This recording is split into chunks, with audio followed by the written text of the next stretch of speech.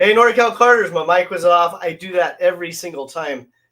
I'm used to having it just automatically pop up, but oh well, working out the kinks a little bit. So today is June 10th, 2024, and tonight we have a panel from the 209 Speedway Karter group, and we'll have them on in about 3 minutes while I get some housekeeping stuff out of the way. So if you're kind of curious about Speedway Karts or don't know anything about them, join me, because I don't know anything about them either. I know they go roundy round on dirt, and they have a new location that they're racing in Lodi. So we're going to find out about that here in a few minutes. But give me 1 second while I tab through my different tabs here.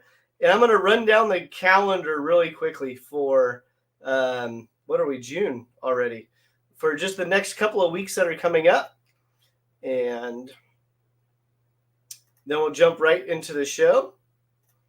Let's see here. All right, and you can find all these dates on Norcal Karters. Click on the events tab or calendar tab. And here we go. Oh, I have those guys there. Give me one moment here. Sorry to surprise you guys. So what we have coming up is June 14th, 15th, 16th. I don't see anything on the calendar for this weekend. The 21st through the 23rd, we're going to have Rock Sonoma. So Rock Sonoma is going to be obviously at the Sonoma track. They just had an event this past weekend, but this next race is going to kick off their Triple Crown. And then at the end of the month, we're going to have CCKRA, which is Central California Kart Racing Association. They are coming to Prairie City. They're doing a combined event under the lights. So CCKRA and Prairie City, it's going to be the first Summer Nights race, and it's going to be under the lights. So that's going to be a Friday, Saturday. And if you're not familiar with the Norcal Karters calendar, my first day over here, that's a Monday. So I have all my calendars set up for the first day of the week is a Monday. And then that way the race weekends are all on one line. So the 28th, 29th is going to be Prairie City, Summer Nights, race number 1, Under the Lights, and Central California Kart Racing Association. They're combining powers for that event, and that should be a lot of fun. And then I'm going to shoot into July real quick. Again, all of this is on norcalkarters.com. Let's see here. We'll have Rock Sonoma again. We have Blue Max Kart Club coming up. And then we also have NCK. So NCK will be up, and that'll be that first weekend of July. So, and then also get ready for more posts from Norcal Karters on looking for sponsorships for NCK for the Laguna Seca race taking place in October. So they're already over 160 entries, and they have a waiting list going. So it's going to be a pretty good event. So if you're always asking that question, what does my dollar get me if I help support karting or advertise with the karting club? At bare minimum, there's 160 entries that are showing up to Laguna Seca. So plus all the lead up promotion that we're doing just for that one event. So that'll be that. So without any further ado, again, norcalkarters.com, go click on it. Boom, you find all the information. But let's bring up our first guest. We have Jason Van Fossen, Nearly Famous Racing. I'm going to unmute your mic here, Jason. Go. So give our audience an introduction, like a 1-minute introduction, who you are, what's your background, why you're on the show tonight. I'm Jason Van Fossen with Nearly Famous Racing. We've been into karting since the early 80s. We started in road racing with NCK, at Thunder Hill and Seals Point. Did a lot of West Coast racing with SCK and up at Portland. And then in the late 90s, kind of got into the dirt stuff and also asphalt ovals. And it's just kind of, let's just go racing kind of a thing, So we've been around it for a while. Very cool. Well, thank you for joining us tonight. And we're going to educate the Norcal Karters on speedway racing because we typically don't focus on that aspect of karting. But it's still a go-kart, and it's in NorCal, so we should probably give it attention. I agree. It's a lot of fun. All right. And then next up, we're going to have Let's see. The Consillas. Let me unmute your mic. Welcome to the show. Introduce yourselves. Same thing we did with Jason. I'm Robert Consilla. This is my son, Robert. I started go-kart racing when I was 8. Probably it was about 1957. Raced for 16, 17 years, traveled all over the United States. We had a big shop in San Jose, California. My dad was the importer of the Pirella and Seattle Motors. He invented the axle clutch, and we just traveled road racing. It's about all I did, road race and sprint racing back then. We did a little bit of dirt racing, not much back then, but it was mainly sprint and road racing is what we did.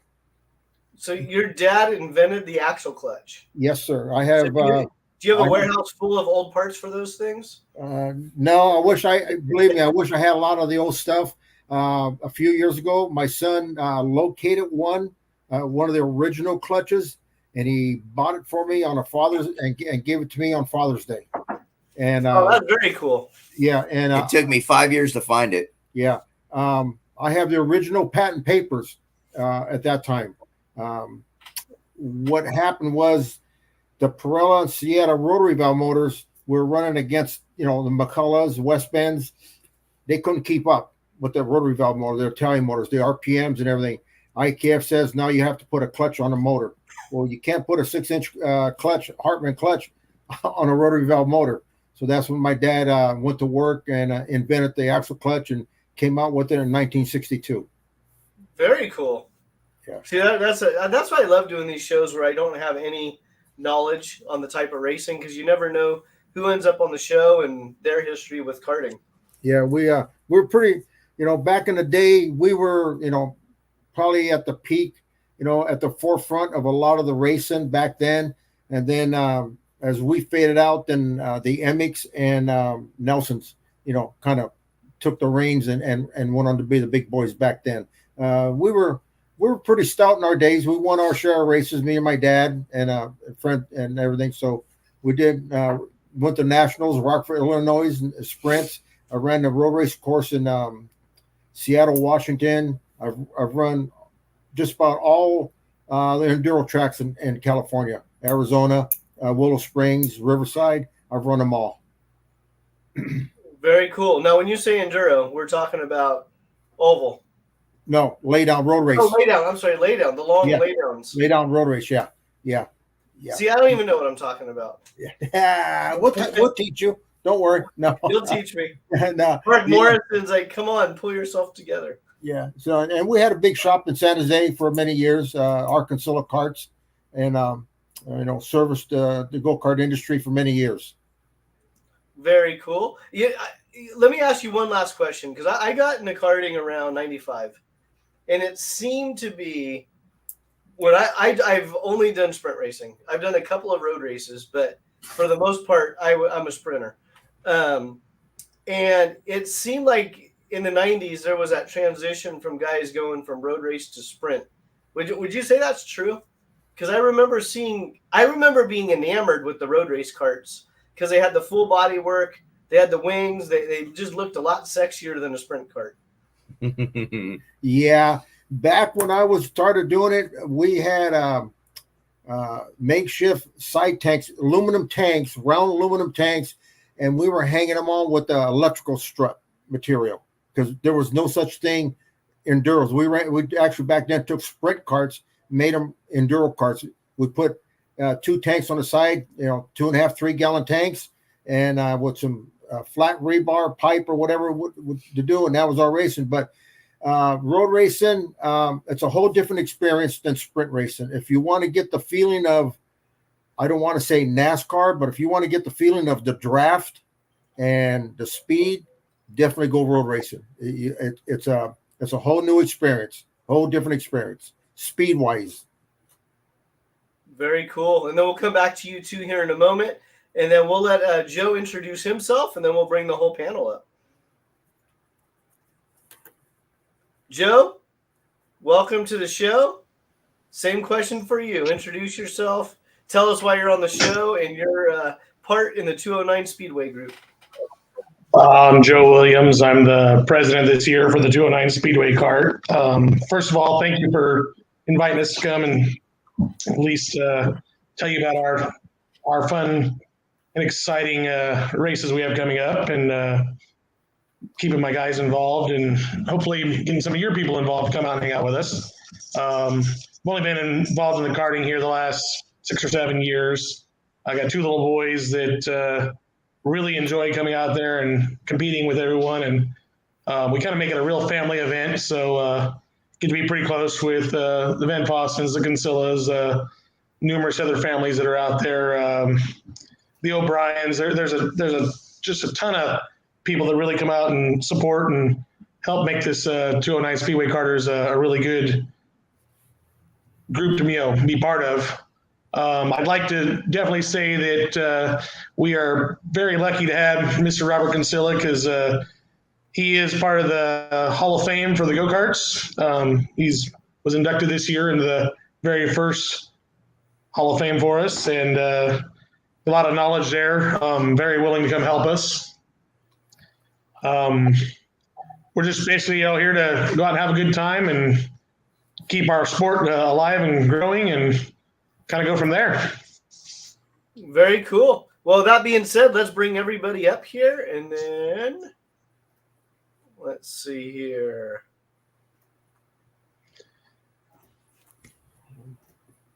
Sorry about that. No? I'm in the background doing screen shares. Why is my... There we go. Okay. There you guys are. While we were talking about the schedule, let's see. This is what I was messing with in the background. Oh, okay. Yeah. So this is the one Jason just sent over. So you have some talk. Who wants to talk about Lodi Cycle Bowl and how you ended up there? Go ahead, Robert. I guess I could start it. The three, me, Joe, and George, at the end of last season at Newman, we were pretty much done racing Newman dirt, and we said after about 2 weeks, we kind of got our heads together and said, "What are we going to do?" We have a lot of everybody's got a lot of everybody's got a and where are we going to go to race? And I threw some ideas around out there, and I knew Lodi Cycle Bowl from motorcycle days, because after go-karts, I did a lot of different adventures. I went drag racing for many years. Then I built a lot of flat tracking. So I spent a lot of time at Lodi Cycle Bowl, and I knew the track, I knew the people, I knew the facility. So me and Joe and George, we formed the 209 Speedway Karter Kart Club, and we kind of bring Jason in with us as an advisor, with to help us out as another set of eyes. And this is where we're at so far. And it took a lot of work. Our first race was really good. It took a lot of negotiation to get the contracts right, to get the facility the way we wanted. And they're happy to have us there. That they've seen our first race. It wasn't a killer sellout, but we had a lot of people in the pits. A lot of spectators came, which was great also. And we end up having a killer track. And we had some of the guys say it's the fastest track they've ever been on in their life. Okay. They were hooked up so hard, they could drop a tooth off from normal racing, and the speeds were. So we have a very good facility. We're trying to, I've been around a lot of dirt tracks all my life. I kind of stepped in and helped these guys, with the track, and they were excellent getting the track prepared. I knew what kind of track I wanted for these guys, and we kicked it out of the park. It was excellent. And, it's still a story. If you win the race, the track was great. If you didn't win the race, the track was crummy, right? So I wanted to make sure we had a track. I gave these guys a track because that was going to be the talk. The track is always the main backbone of a good race. So that was my main concern, and I gave them, I think, a good track. So I hope the word spread really good, and all of us got together and we put a good program together. So that's where it all started. Okay. So excuse my ignorance on this. Do I have Lodi up right now? Yeah, that's it. That's Lodi. Okay. Yeah. So I'm just on your page. I'm just going through the pictures on your page. Yeah. And I'll have some pictures of karts for guys like me that aren't really familiar with the speedway stuff. Right. They're it's a flat cart offset. Some guys come out there. You see some MX straight carts out there, Invaders out there. So if your guy gets lucky enough and knows how to set it up, it's a kick. They can kick butt. One thing about dirt racing, the track changes from practice to the main event. There we go. It changes. Dirt racing changes. It's not too much like asphalt. Asphalt kind of stays, kind of the same. Dirt, it changes, and you're chasing it, and that's what makes the sport so good. You got to use your head. Yeah, and it looks like, you have, just scrolling through, there's a number of one of our mics is picking up some background. You have a number of different engine packages. So, Jason or Joe, do you want to talk about the different engine packages that you offer for 209 Speedway? You want me to go? I'll go. Go ahead, Jay.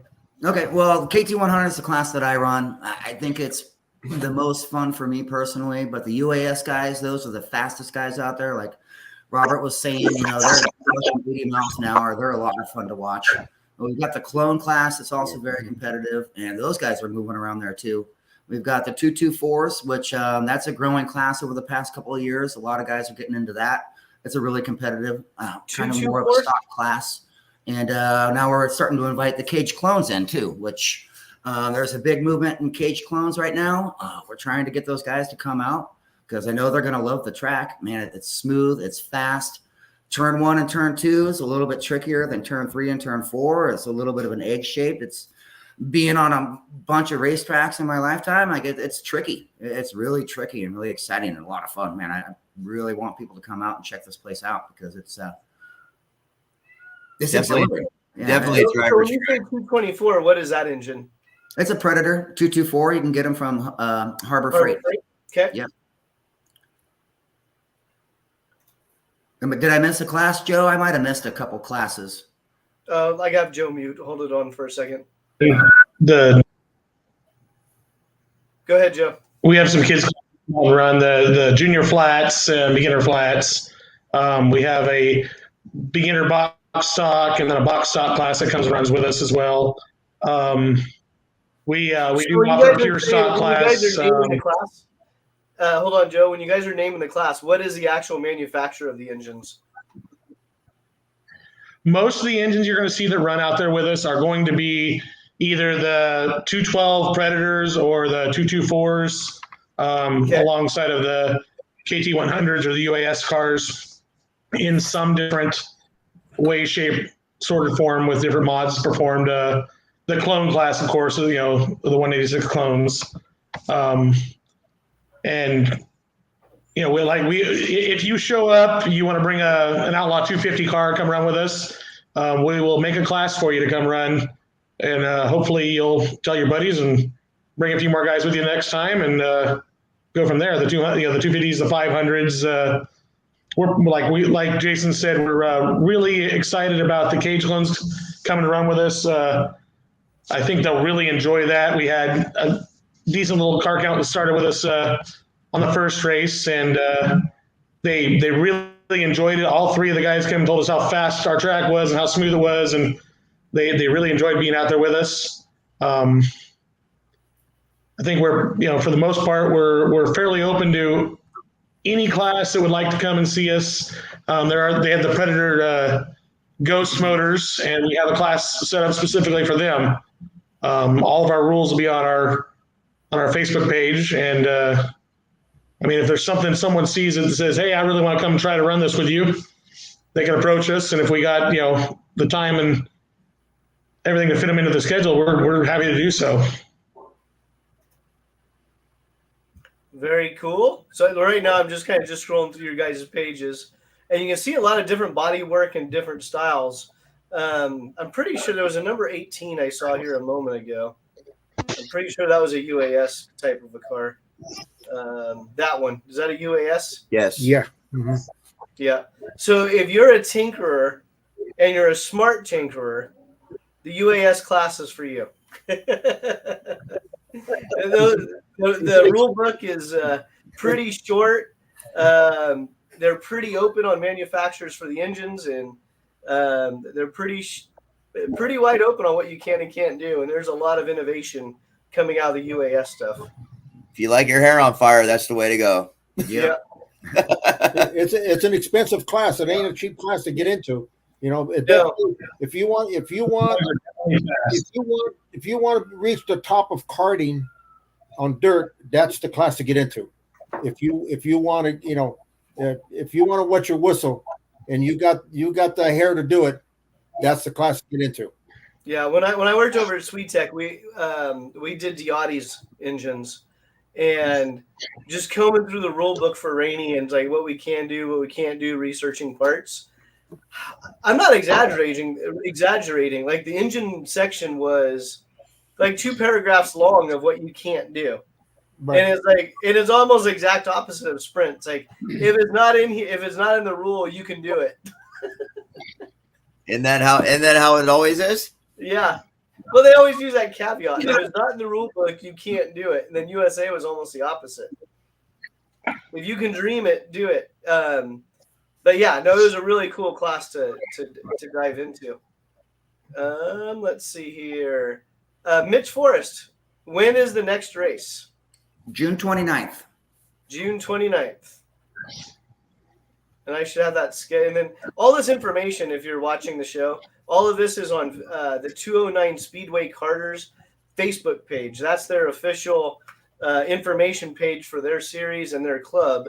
So it's on Facebook, 209 Speedway Karters. Am I still sharing my screen? Yeah, give me one moment here.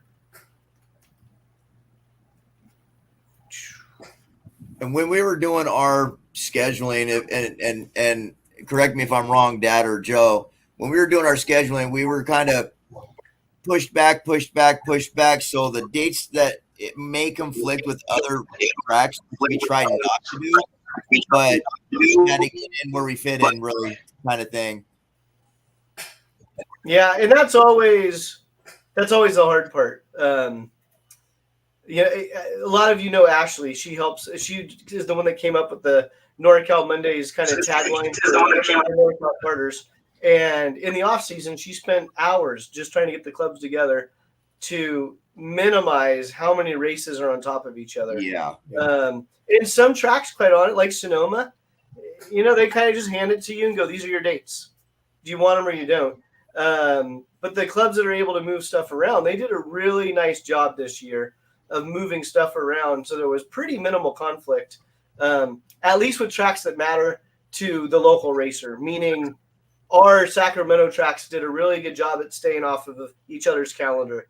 You start traveling to like Central California or SoCal, it's going to get much harder. But yeah, no, it's and we're also competing with, I mean, our track is also Lodi Cycle Bowl. The dirt bikes use it too, so we kind of had to go with them what they were when they're not using it. Yep. So we're just trying to give everybody a place to run. You know, down at Hanford, and everything. You know, it's a 3-hour ride for us to get down there to Larry.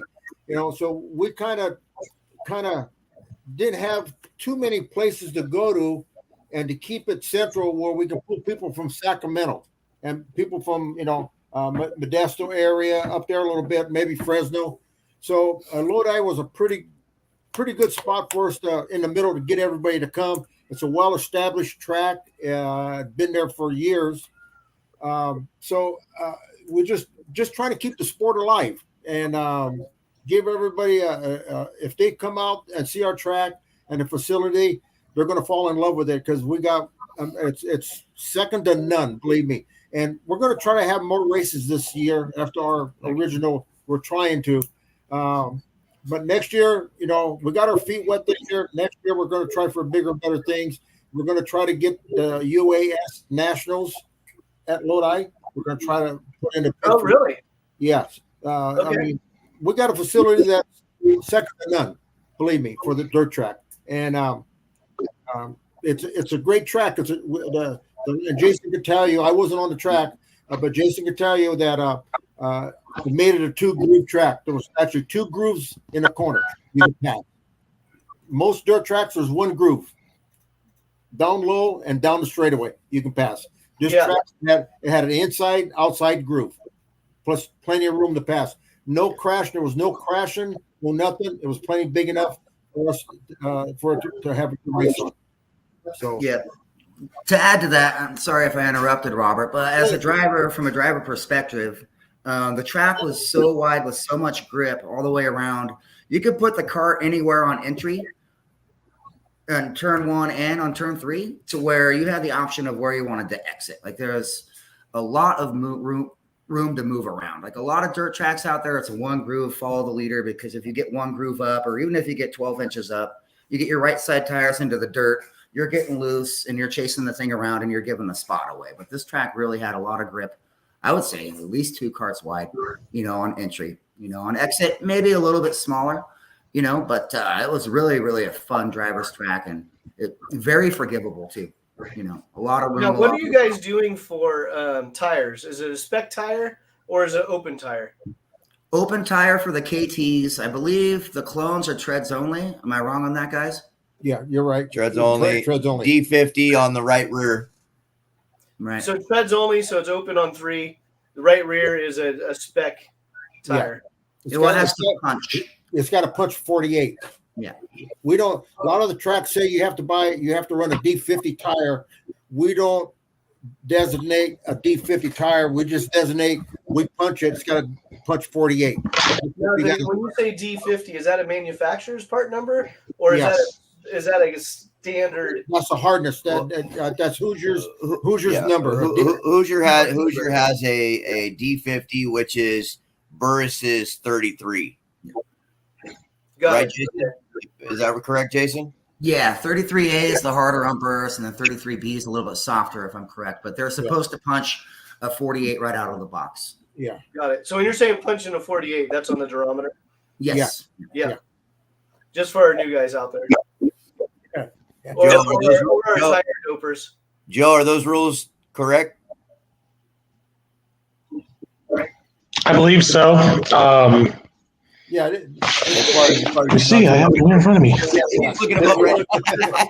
Joe's our enforcer. You can tell that, Barry. He's our enforcer. Oh yeah, Joe. But I mean, what rule book do you guys use?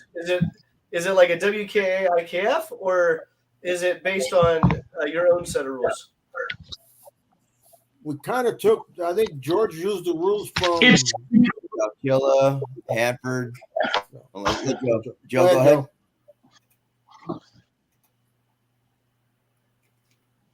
We tried to match pretty much with all the other local tracks, along with running some of the IKF rules, and just kind of adapt to them to fit our conglomerate of karts that are coming to run with us, to make sure everybody gets a fair trade. So I guess you would say they're pretty custom, but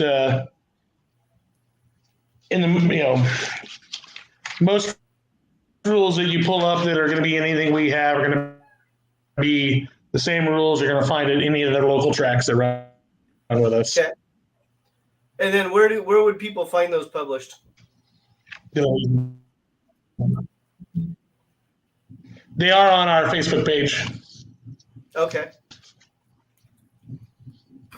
Is there a video showing? Yeah. Yes, sir. There is. Okay. Yeah, there's a track there. Yeah.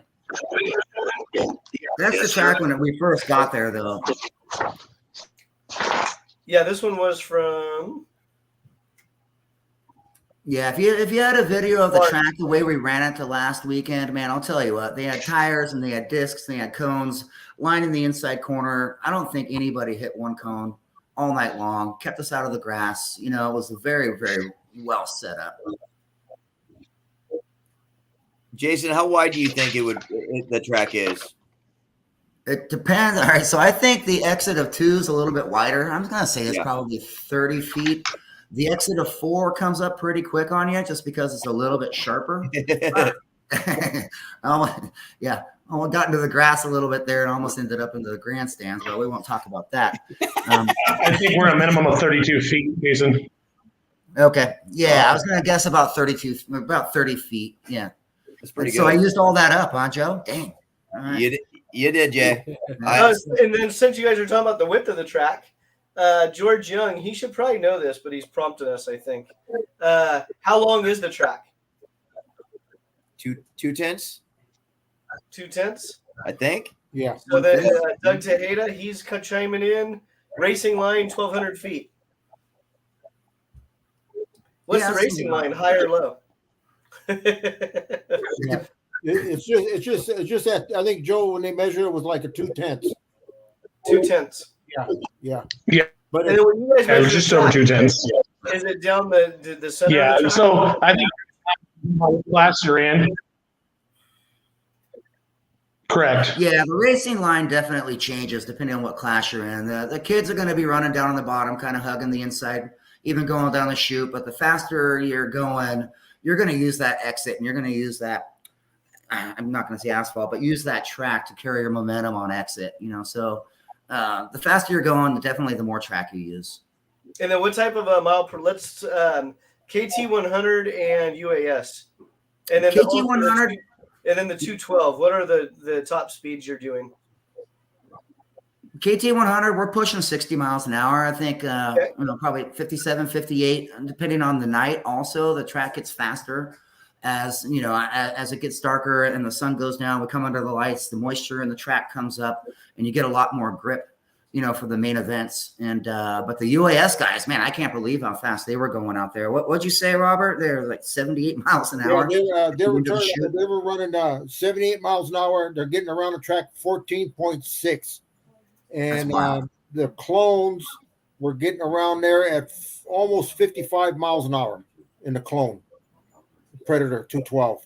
So 55 in the 212 Predator. Yeah. Okay. Yeah. So it's actually pretty. The track is fast. It's got fast exit speed. The UAS guys, they ended up going for the main event because there was so much traction. Went to a softer tire. The harder tires weren't working. There was so much traction. So they actually, as the night went on, the track got faster. Okay. Yeah. So that's what I'm looking. As far as me, as they got me in charge of the track, and that's exactly what I'm looking for. I'm looking for what I would want on a track when I went to a track to look for. And I gave it to him, and I hope I can do it the next 4 races, which I think I'd be able to. And Justin said his GoPro said 56 miles an hour on the GoPro on KT 100. There you go. Yeah. So it's and Barry, what's nice about it, it's wide. You don't have to push nobody out of the way to pass. There's plenty of room to race. Do we have any racers here that have some video on YouTube or something? I've got videos posted on Facebook. Actually, I was pretty surprised. The first event, the heat race, got like 15,000 views, and then the main event got 14,000 views. Really? Which I was like, oh my God, I've never gotten more than 300. So half of them was him watching them again and again. I did watch it like 200 times. I'll admit. Most of them were me. Because I got to chase that number 3 down, Justin Asbarno and Chris Mello. I got to figure out why these guys are faster than me right now. But I think there's a lot of interest in this place, man. And if you watch the videos, you can see, how racy the track really is. Yes. One thing I can say about all of these guys is they're always willing to help each other to make each other faster, better, more competitive. Like I said, it's a really great family-oriented setup out there, and pretty proud to be able to say I get to hang out with these guys on the weekend just for fun. Every one of them is willing to stop what they're doing with their cars to go help any of the new kids, any of the new families. They put their stuff on the back burner to make sure that everybody else is out there ready to race and still come out and put on a great show. Barry, we had a family come from Sacramento. He was just just had a picture of him on the podium. I think he was 6 years old, Joe, the young man, and he just came out of. There you go. Oh, there we go. Yeah, this is heat. I think this is the first heat. I wasn't able to keep up with the track. I was pretty fast right off the bat, but then I missed the track setup. I kind of went the wrong direction. But And I also jumped the start, so you're gonna start. And a big thank you. That was Jason. definitely me. I went before the starting box, being a little anxious. Maybe I wasn't listening at the drivers' meeting enough. I don't know. This was a clean start, though. Yeah. Yeah, I was excited to go out there for. Sorry, I'm having an internet issue, so I can't watch my own live stream. I wanted to go. You had 2 practice days leading up to the events, and both of them got rained out. Yeah. And those were both on empty weekends for myself. And I've never been to Lodi Cycle Bowl, and 2, it's 15 minutes from my house. So I'm really looking forward to going out there and checking it out. So now the schedule getting out. So now it's 3 days in there. Well, now we know you have. Now we know you have no excuse. Well, no, now we're in the middle of racing season. I don't have a transportation excuse. That's for sure. And I want to thank Jason and Rich, his dad. This year, Rich is not racing, so I was able to jump in their cart and have a ride for this season. And a big thank you, Jason, and a big screw you, because now I went out and got my own setup, and I'm ready for it, man. I'm ready to go racing, man. So the plan worked. Yeah. Oh yeah. Hey, Barry, can you see the video, Barry, or not? What's that? Do you see the video? I can see. Yeah, I'm actually watching the video. Okay. When I toggle over to my streaming service, then it goes black. I was gonna say that's a 90-degree day right there during the day. Yeah. Very little dust, huh? You don't see hardly any dust. Yeah. So that's 90 degrees out. At night it was. But what I was trying to say earlier, there was a family that came to Sacramento. I think their young man was 6 years old. Yep. And he'd been racing quarter midgets, and they were kind of burned out, gone as far as whatever they want to do. They got into go-karts, and he says, never go back to quarter midgets. And in a short amount of time, the mom and dad said the kid has learned so much about racing go-karts and dirt. It's unbelievable. So what is the youngest age you have racing? I think five is the youngest. And then what engine package are they on? They're running a K. Go ahead, Joe. Oh, go ahead. They have the little box stock motors. Some of them have the LO206s, depending on whether they are the box stock.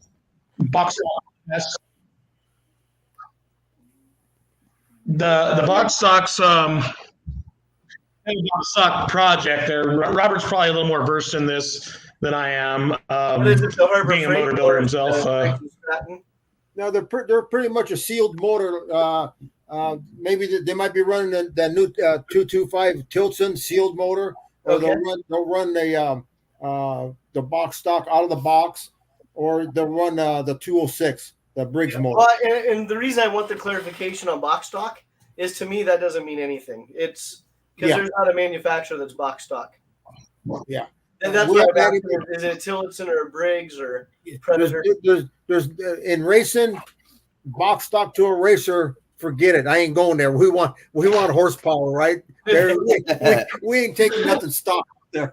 Okay. Well, I mean, since we're on that topic, right? Spec racing, the term is it's only there to attract new people or lazy people, because I guarantee you, the guys at the front of spec racing are spending a lot of time to optimize those engines. And I'm not saying they're cheating or anything else, but we're all dealing with racers, and they're spending a lot of time trying to figure out, how do I get the most out of this little engine? And in my opinion, when you go to spec, then you end up with people just swapping a lot of parts, because you can't do anything else. It's like, okay, what's the best part? Right. And believe me, it took me, when I got back into this dirt racing, I only been back into it, Barry. I think this is what, 4 or 5 years. 4 or 5 years. Okay. When I raced, I was racing KT 100s, 2 strokes. I got back. Jules. My son got me back into this. We're running 4-strokes and bodies. I says, "What the hell's wrong with you guys? Bodies? We didn't run bodies. We never ran bodies on go-karts and Nerf bars and when I raced. But I had, and Jason can tell you, and Joe can tell you, I had a 3-year learning curve on these building these 4-stroke motors. And Okay. Yeah, you're right. I'm fortunate. I have all the equipment to sit there and tinker and find all the tricks. Yeah. And you know, Again, Barry, if it's not in the rules, right? Well, yeah. I mean, you know what I learned over the years? What I learned? Joe's got the rules right. I already knew. A Joe, lot of our customers they don't own kart shops. It's like if they own kart shops, they can't afford to race. They own machine shops. They own equipment, and it's like so they have access to all this stuff, and they're machining oil rigs or space shuttle parts or whatever. And so to them, they get into a go-kart engine. It's like, oh yeah, I can do that. yep. And Joe's got the rules there. So like our box stocks.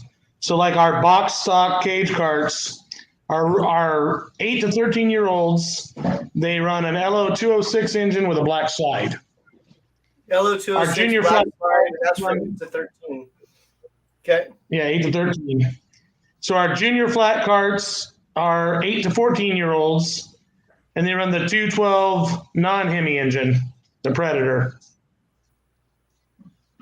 Let's see. Our beginner flats are 5 to 8-year-olds. They're the 212 non-Hemi stock engine with a red restrictor in it for the throttle. I'm getting ate by a fly here all of a sudden. Our pure stock classes, they're like a Predator 212, the SynCal clones. They're just a non-Hemi clone engine. I mean, I can keep going on different, the KT100s, IKF carts. We have the KT100 IKF legal engines. We do a limited modified. We do the UAS seniors. We have outlaw wing carts, the 250s, and the 500s. So you have plenty of options So we for have- people. Engine packages that you can run depending upon what you're interested in. Okay. And then let's see. Gear Nuts, I had your question in here. I'm going to hold that till we get on that topic.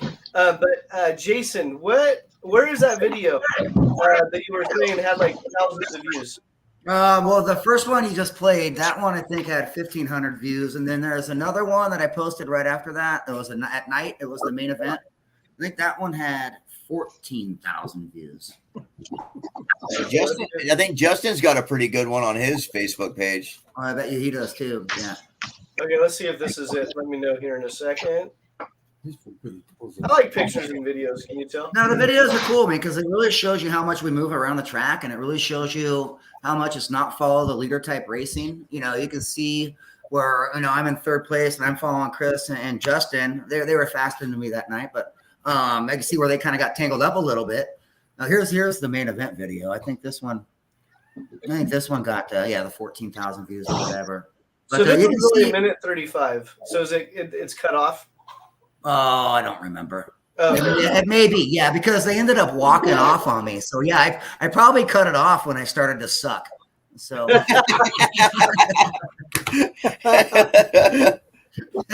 think that's the first truth I've ever heard from a racer. Yeah, no, they had my number that night. I went the wrong way with some air pressure changes. I went the wrong way with a gear change. These guys are so competitive and so fast, man. Like any one of us can win on any night. Same thing with Gavin O'Brien. It's just a good group of racers. You know what I mean? And man, to go out there and be fast and beat these guys, it's tough. You got to do your homework. You got to spend your hours in the shop, and This light on. then you got to case the track too. I mean, that's the thing. Like Robert was saying. It's not like asphalt racing where the track pretty much stays the same all day long. Maybe if the sun goes down or it gets cloudy, the oils in the asphalt can come up a little bit. I've done a lot Number of 3, punching him down. but hey, I was trying everything. Are you number 3? No, that's Justin Asborn was number 3. So I've got okay. the GoPro on my helmet right now. Yeah. Okay. Yeah. Yeah, I was just That 777 car is definitely a handful out there for you, any of you guys to try to beat. Chris is Yeah. He's definitely fun to the guy. watch. I'll tell you. Yeah, he's fast. Well, all these guys are. You know. And there is some bumping and grinding, but and you see in a lot of videos, everybody's thumbs up, fist bumped, good racing. You know, we might race hard, but it's not dirty. Yeah, I'm not going to dump anybody. I will put a nose on your bumper, you know, going down the chute just to let you know I'm there, and I might tap you on the inside if I, That's racing. if I got a little window. But I'm not dumping anybody or spinning anybody out. And I expect the same thing from these guys too. If I'm holding them up, give me a shot in the bumper, you know, or just let me know you're there. That's racing right there. And them two shook hands. Yeah. They pitted next to each other, and it was just fun running. Yeah, so we're all buddies. what's the rule you if know? you hit the cones or the white tires around the cone? What was that? I don't think there's any penalty for hitting the cone, but you usually screw up your line and you lose a lot of momentum. And then, you know, if you spit a cone or a tire out on the track, there could be a caution flag, you know, so we try and also the bodies on our carts are normally fiberglass, and I'm hitting something that heavy usually kind of damages the front end. So we try to avoid them when they're heavy. When they're light, well, then we kind of move them out of the way. But Since we moved from clones, Jason, we haven't gotten to each other yet. So not yet. we're good. Hey, we got all year to go. Yeah. You're driving one of your cars there, Robert. Right. And then just for the Jason, what you have to do is you have to remind Robert that he hasn't been fast enough to catch you. remind Robert what? He has to remind Robert that he has to be fast enough to catch him before he can get into him. Oh, I might have it now. I You know, hey, Jason, here's the thing. You got an old man right here that can still sit in a go-kart.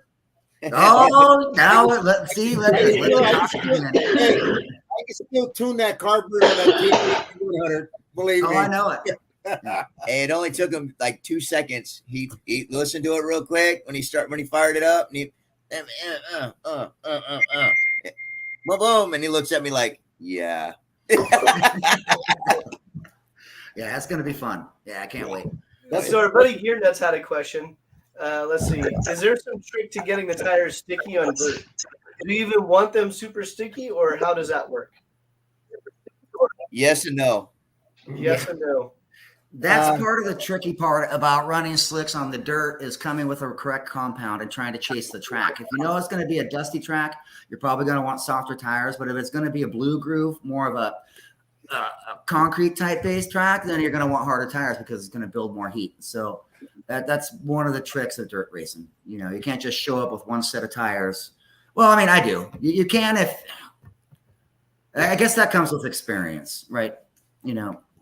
But on that note, most of us have tires sitting in our trailer. If a newbie wants to come out and try it out and they got the wrong stuff, I know I got an extra set of tires. I can just, hey man, go put these on your cart, go run and have fun, and let's learn and get around the, you know, go have a good time, and then we'll go from there and learn from that, you know.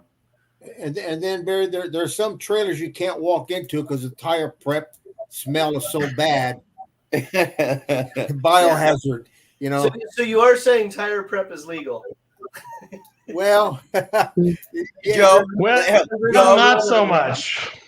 Well, not so much, but if it's not in the rules, I'm sure it does happen. And yeah. if you read the rules, you shouldn't be prepping your tires. But, at least at the racetrack, right? You know, but then also if you have the right rear tire. At least if you think you're going to get away with it, make sure you punch a 48.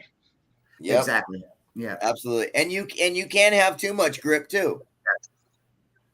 Yeah, you can totally over prep a set of tires and just burn your stuff off, turn them into gum balls, and then, you know, let them sit out for another 6 months so they can harden up and maybe you can use them again. But I'm not a prepper. I don't know what I'm talking about. Like, no, never. Barry, it's like you said to Barry, the guy that's got the time to sit there and tinker and figure out the right stagger, the right offset, the right and has an extra set of tires that he can try 3 or 4 combinations of offset tire pressure. That's the guy that's going to go the fastest. Yeah. And that's in any sport. And there's don't necessarily have to have a lot of money to do it, because believe me, I don't have a lot of money to do it. I just sit around because I'm retired and I think things out. And sometimes I hit the combination and sometimes I don't. It's just that simple. It's just that's what's so good about dirt racing. We have a lot of friends. We all interchange some information at the track, and we're all really competitive. It's like Jason and us. Met Jason 4 years ago, 5 years ago, him and his dad, and now we're the best of friends. We pit alongside one another. We save one another's spots in the pits. Jason took a day off work, and him and his dad came down to Go-Kart Hall of Fame to sit at my table for me. That's a friend. Very cool. And Joe would have came if he'd known exactly what time of day, but he was busy and everything. But I appreciate all the friends. They don't take me very many places. It only comes once in a lifetime, Barry. And I appreciate it. I wouldn't trade it for anything in the world. I wouldn't trade it for anything. I met a lot of people. A lot of people I met are gone, but now have moved on. But they left a mark on the industry, big time. Yeah, I do a lot of reflecting as I get older, and it's like a couple of weeks ago I did a post on my personal page. No, it was on Norcal Karters, of just everybody based off of one Volkswagen that I bought from a friend that I met in karting, and like this whole snowball effect of how it's it's a different family. It's a karting family. So yeah, there are some great relationships out there, and kind of the ones that I really. Obviously, I enjoy my buddies from karting. I love that, but I love seeing when you have a good example was we were at Sonoma, and the winds had picked up, and one of the local teams, Karting Collective, run by Nick LeDuc, his easy ups were blown away, and I was under the Gary Carlton GFC tent for the weekend. We were working, and we were the last team at the track. And Gary told all the guys there, he's like, stop what you're doing, go to LeDuc's and tear his stuff down, because it was going to get shredded. And these guys are fierce competitors. They're fighting for the same customer. They're fighting on the track for the same wins, everything. And then Gary goes, no, it's like, we're not going to be dicks and watch this stuff blow away. Yeah. So his mechanics stopped what they were doing, ran over to LeDuc's stuff, collapsed all the easy ups so they didn't get shredded, and then we carried on with the rest of our night. And there's countless stories like that where in karting there's fierce competitors, but at the end of the day, it's like, okay, well, we are a big family. And like any family, a lot of us don't like each other. Oh yeah, yeah. There's a few of us out. There's a few out there. Oh yeah. There's a few, but you're right. Over the years, you meet a lot of people, and the memories are the memories when you help somebody out. That's the best memory of all. I've been out there. Joe's been out there running competitive. Hey, Robert, I need a carburetor. Take one off my grandson's spare motor in the trailer. Yeah. Grandson's racing out. Robert, I'll loan a guy a motor. I don't care. And a lot of times they come to our trailer and like, oh man, we don't have that gear. Hey, Jason, do you have this gear? Yeah, what? This would actually be a really good way to wrap up this show, because we can always do another show down the road. But let's go around the clock and talk about your favorite on-track memory and your favorite off-track memory, but it has to relate into the racer somehow. Are we talking about now as we're racing now, or no, just the first favorite memory for each situation that pops in your head? So it could be present, it could be 20 years ago. Okay, I guess I'll start. But first, I want to say thank you for letting us on the show, Jason. This has been a lot of fun.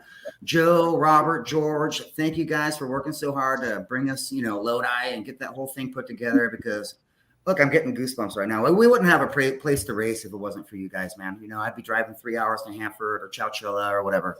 So I just want you to know I really, really appreciate that. a lot. First memory. Let's see. So your favorite on track as a racer and your favorite off track with your racing family. That's so difficult. Anybody else want to go first? I got to think about it. There's so many. That's tough. That's tough. I mean, I got so many. Hard to pick anyone out. I owe it all to my dad. I guess, and what's funny, all the years, I guess the memory that sticks out, all the years, I know you don't have a picture of my dad, but all the years, there we go. Oh, yeah. Oh, that's cool. Silver Creek Raceway. All the years of my dad, we went racing. There he is there. They always thought that was my grandpa. They never thought that was my dad. My dad at the track would call me George, and I'd call him Sam. And that's just the way, the memory I have of my dad, of a dad-son friendship. It goes so far back. And, I miss, so there's a good friend of mine. I buried him. He was almost my brother that we raced together. And he passed away about 9 years ago. That's me at running a set of twin KTs, EMIC at Phoenix International Raceway. Yeah. That's I mean, there's a Blitz kart with a Sienna, my dad's twin carburetors. That's still direct drive. Still direct drive days. That's my dad with the cigar, and Wheeler Gresham's dad, Tex Gresham. Yeah. There's my dad there. See what I'm talking about, the gas tank? Look at that gas tank hanging off, buddy. And, Awesome. and Jason, our knees are still pointing outwards too. Look at the size. I know, right? Look at the size of the tires. Huh? Yeah, they're hard as a brick too. What do you think those things punched at? Like a 95? Now look at the tanks. Look how the tanks were hanging on there. Enduro kart. That's a Bultaco. That's a Bultaco motorcycle engine, 200. My dad adapted to a go-kart. There's the Colonel right there, my dad. I owe it all to him. They called my grandfather the Colonel. I owe it. So if Jay, I can't. There's my grandson and my son. This is probably the best highlight for me right here. Is my son and my grandson. I got both of them on the podium racing. That was probably the highlight of my life right there. Being able to do that. If I didn't do a thing again in my life, I accomplished that. I got my son and my grandson up there. And there's four generations of control racing right there. And of course, all the new friends we have now in the new era that we're racing. This is the great part of it right now. Go ahead, Joe. Joe, how about you? Oh, I'm sorry, we didn't get the other Rob. Who, me? Yeah. All right. When we were racing the Hills Ferry, I think it was probably the first year. We went back, and my dad said, I used to race there back in the day. I was 12 years old when I first raced there. I said, oh yeah, and then me and my grandfather raced and my dad raced. They never raced together. On my dad's 70th birthday, me and him raced against each other. Nice. That right there was the most memorable time on the track for me. And my second most memorable time was when my son got moved up into my class and we raced together.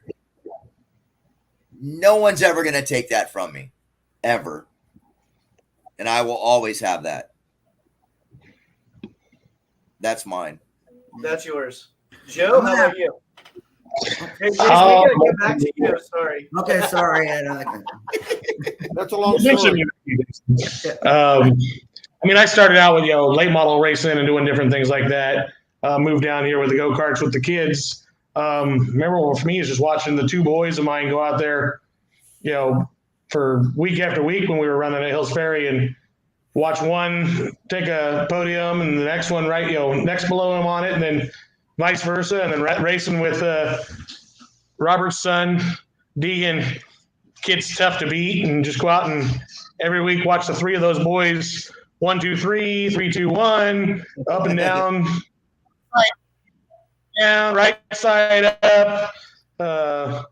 One helping the other one, next one yelling at the other one, just having a great time out there, learning to be competitive and be friends. And off the track, they're great friends. On the track, you get spun getting in the corner a little too loose, that's your problem.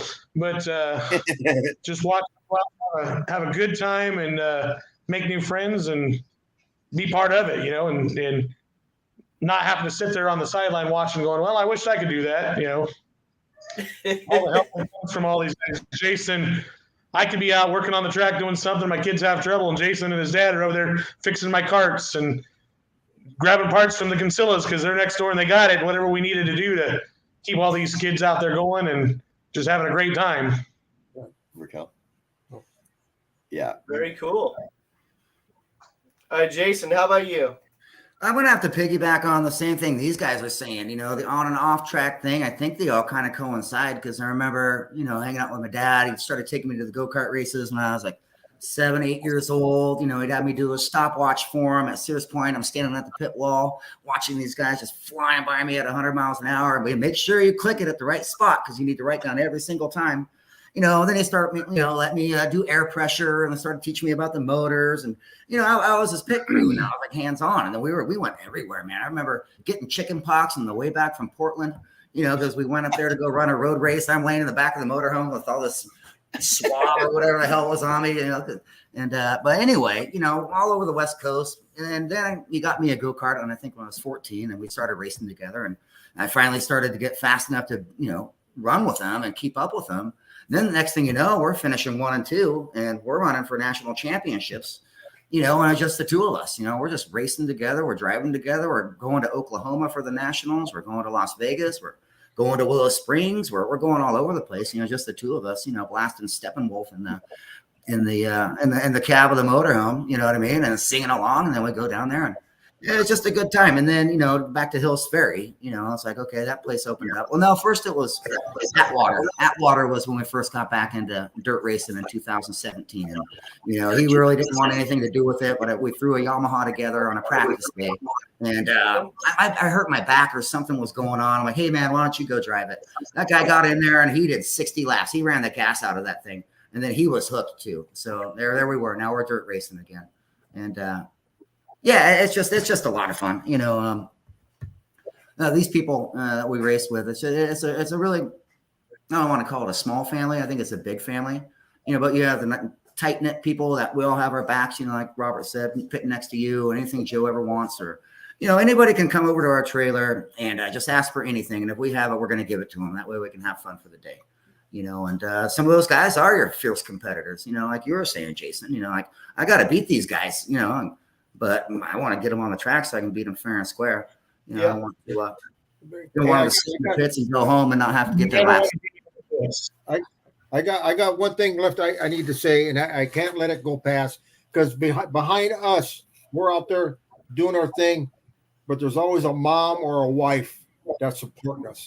And I don't know if you can pull that picture back up at the all of us at the Go-Kart Hall of Fame, my son and my wife and all of us there.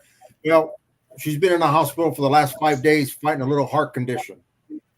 And we finally got it fixed, and she's coming home tomorrow. And she's going to be fine. And I just got to say, like with my mom, she was the backbone of letting us go racing. And I got to tell you, all the years I raced, my mom did not go to one go-kart race, not one. She didn't want to see it. She was okay with it, but she never went to one race, and I was okay with that. I was fine with that. But she supported us 100%. I'm trying to. Which picture was it that you were talking about, Robert? It's the one what all four were standing up at the Go-Kart Hall of Fame. Me, my mom, my son at the Go-Kart Hall of Fame, holding up the placards. Oh, yeah. Give me one more. Okay, that was probably on Facebook. That was she'd been fighting a little heart condition, and they finally found the right medicine for her, and so she's going to be okay. She's going to be at the races again, You know, gotta have to give her an extra pill maybe, but she's gonna be okay. Give her a nitro pill. I was going to say no nitro pills. No, we're not there yet. You know, just keeping the heart in rhythm, and she's gonna be okay. So she gets to come home tomorrow. So Let's see here. I think I found it. like I said, without a mom and stuff, sometimes a lot of this don't happen. That's her right there. Yep. So And that's the same jacket in one of those pictures with my grandpa. He was wearing that jacket. That's that exact jacket. That exact jacket. that's an original. That's an original jacket. That jacket's 69 years old. Yeah. Really? Yes. Yep. That's the original Arkansas kart sales jacket. That right there and the clutch are the only two things that I have my grandpa. Okay. There's a lot of history there. Oh yeah. It take longer than the show's got time to let you know. You know, with the Amex, all the history I have with the Amex, how Gary got started. My dad had a hand in that, getting Gary started. With the Hartmans, me with the Hank Borelli with the Coretta karts way back then, setting new track record at Willow Springs for them. You know, just like with Jason, him and his dad go way back, doing all the things. And Joe, you know, he's just starting with this thing. They're gonna have some history to write about, you know, with his boys. And it don't come overnight. It takes time, believe me. It ain't easy. But it's a sport.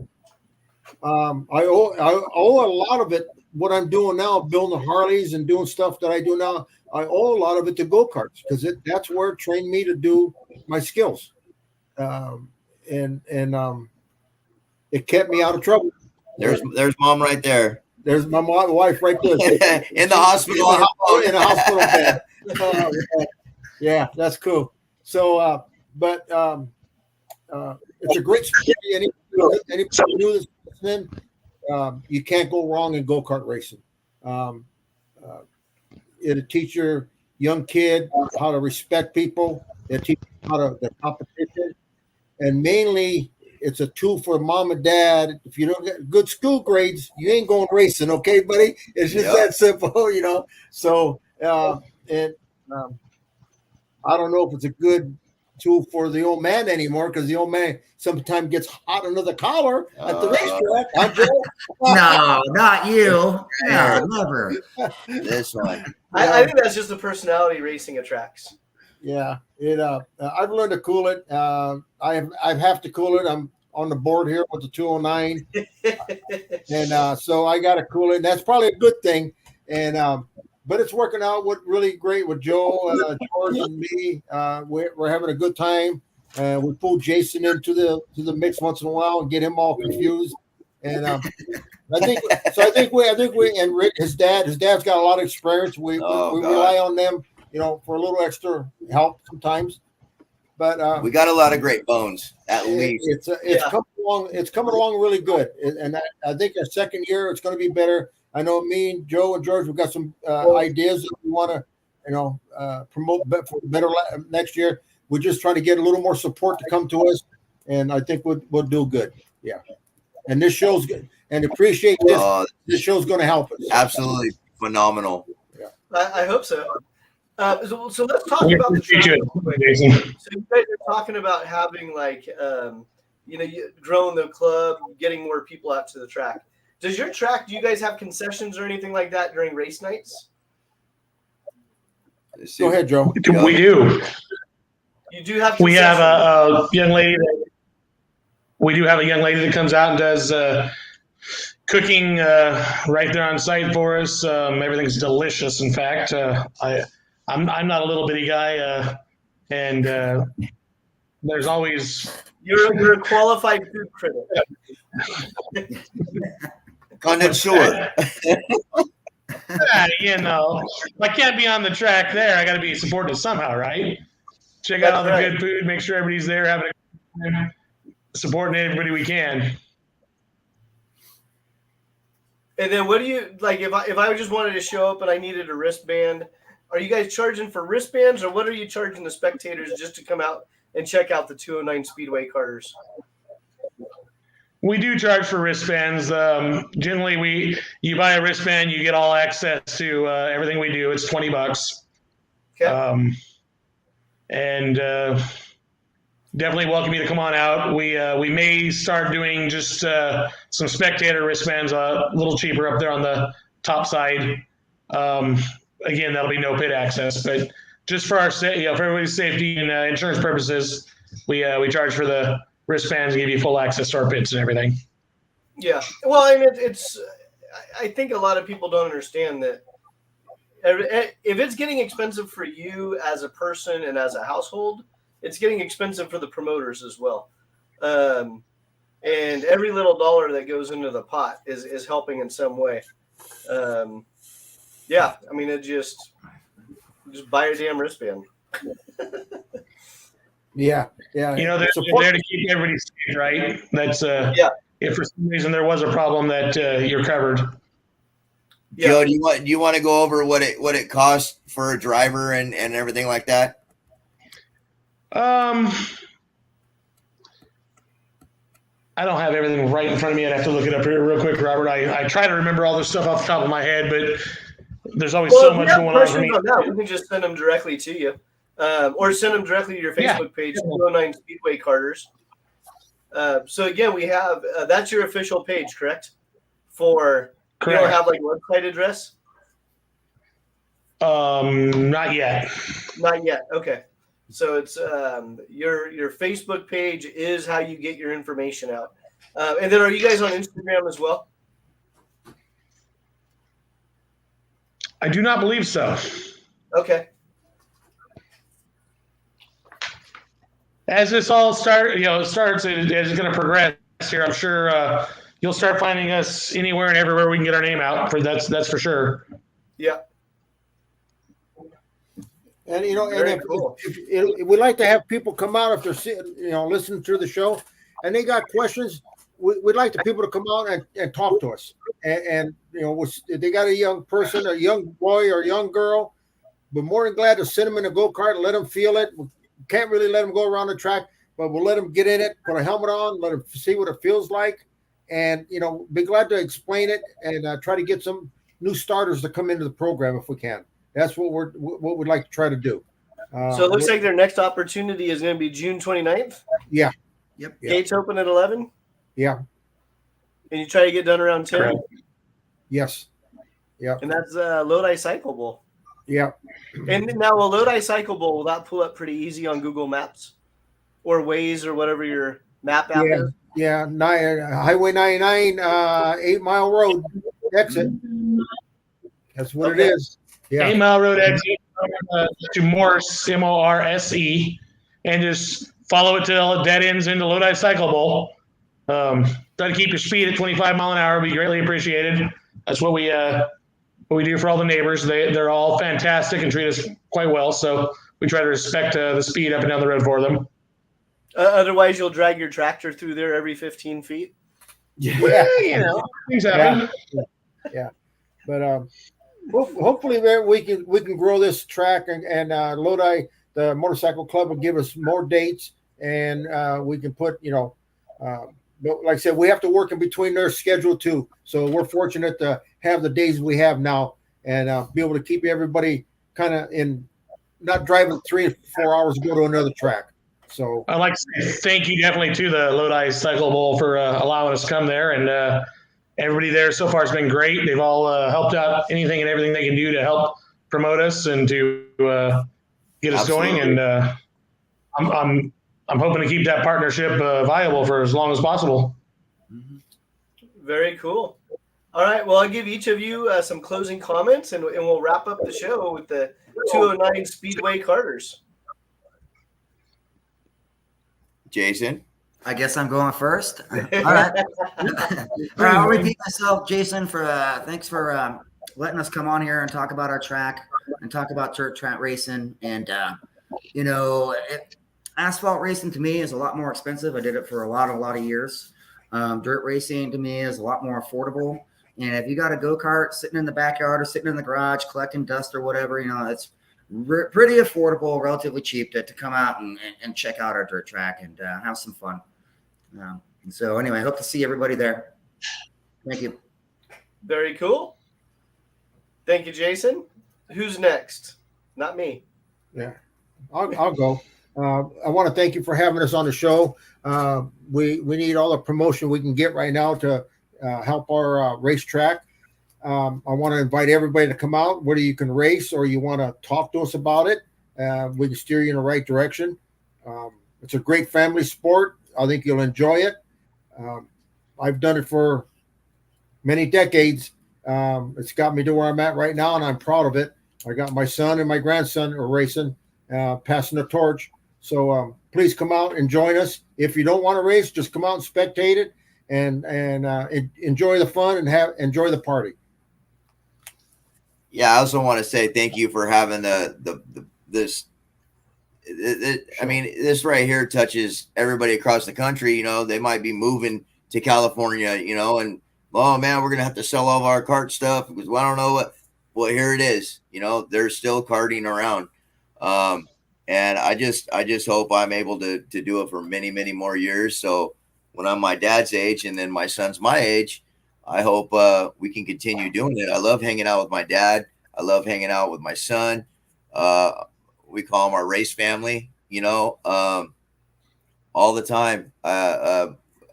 We love it. We love it. And thank you again for having us on here. I appreciate it. Thank you, Joe, and thank you, George, and my dad, for keeping this, finding us a track and getting us a track to. Because I know that's not easy talking to those people, and on the business aspect of it. So, yeah, thank you, everyone. Well, Consillas, thank you very much for showing up tonight, and thank you for the history lesson on the karting stuff. Thank you. I always like learning new things. Anytime. Let's see, Joe, you're next. Oh, just definitely like the other guys have already said. Thank you for having us on the show with you here, letting us get out some information to people, and hopefully we can draw on a little of your crowd to come and check us out. Maybe come out and race with us and have a good time. Like these guys said, if you got an old kart somewhere and you want to throw it together, just come out and have some fun. And we're a great group of people to hang out with, I think. You definitely got to come down, Jason, check it out for yourself and see what you think. And then you can keep on letting people know about all the exciting new things we're doing. We're working on possibly a few sponsors to help out, do some money racing and some stuff here later on this year. And just trying to keep our sport, around as long as we possibly can. Again, thank you for wanting to have us out, and thanks to Robert and George and Jason and Doug and Mitch Forrest, all the guys that come out and support us and just come and do everything they can do to keep us up and going.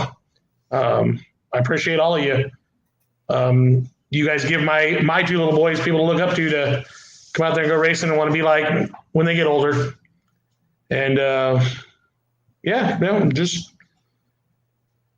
really thank you, Jason, for everything you're doing for NorCal also, just to keep everybody in the loop with everything that's going on. I know there's different groups and everything going on, going racing everywhere. And like you said, it should all be one big happy family.